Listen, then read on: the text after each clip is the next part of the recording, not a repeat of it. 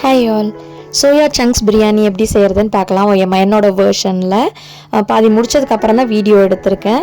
First என்ன பண்ணேன்னா, சோயாவை வந்து நல்லா வெந்நீரில் போட்டு எடுத்து வச்சுட்டு பச்சை மிளகா, சின்ன வெங்காயம், கொத்தமல்லி, புதினா, சோம்பு இது எல்லாத்தையும் போட்டு அரைச்சிட்டு அதை ஊற வச்சுருவேன். இஞ்சி பூண்டையும் சேர்த்துக்கோங்க. அந்த பேஸ்ட்டையும் எடுத்து வச்சிடணும் தனியாக. இது ஊற வச்ச சோயா. அதுக்கப்புறம் ஆஸ் யூஷுவல் பிரியாணிக்கு நம்ம போடுற மசாலாஸ் எல்லாமே போட்டுட்டு வெங்காயம், தக்காளி போட்டு நல்லா வெங்காயத்தை போட்டதுக்கப்புறம் அந்த அரைச்சி வச்சுருக்க பேஸ்ட்டையும் போட்டு நல்லா வதக்கிட்டு அதுக்கப்புறமா தக்காளி போட்டுட்டு கொஞ்சமாக ஒரு ஸ்பூன் தயிர் ஆட் பண்ணிவிட்டு நல்லா வதக்குங்க. எண்ணெய் பிரிஞ்சு வர்றப்போ இந்த சோயா ஊற வச்சுருக்கோம் இல்லையா, ஆல்ரெடி அந்த மசாலா போட்டு வதக்கியாச்சு, இருந்தாலும் இப்போ சோயாவையும் அதுக்குள்ளே தூக்கி போட்டுட்டு நல்லா எண்ணெய் பிரிகிற வரைக்கும் வதக்குங்க. இந்த மசாலா நம்ம இப்படி ஆட் பண்ணுறதுனால டேஸ்ட் பார்த்திங்க அப்படின்னா ரொம்பவே ஆசமாக இருக்கும்.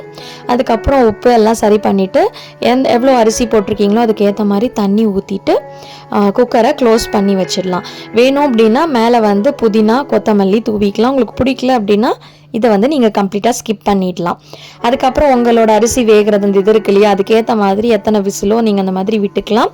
விட்டதுக்கு அப்புறமா விசில் ஸ்டீம் இறங்கினதுக்கு அப்புறமா ஓப்பன் பண்ணி பார்த்தேன். ரொம்பவே நல்லா இருந்தது. உதிராக நல்லா அடி பிடிக்காமல் சூப்பராக வந்திருந்தது.